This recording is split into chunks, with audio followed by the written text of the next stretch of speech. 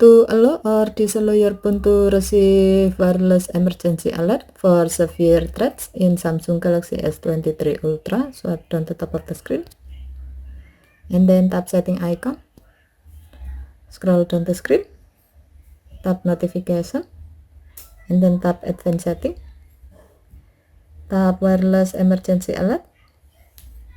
While this feature is enabled, you can set to allow or disallow your phone to receive wireless emergency alert for severe threats.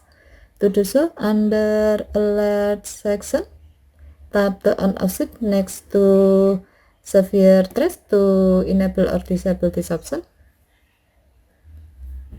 When the switch turns blue, it means that this option is on and your phone will notify you when there's a severe threat to life and property through wireless emergency alert. Given to the function, it's best to leave this option on since this feature can provide you immediate and life-saving information when there's a severe threat to life and property in your surrounding. Okay, thank you for watching. Have a nice day.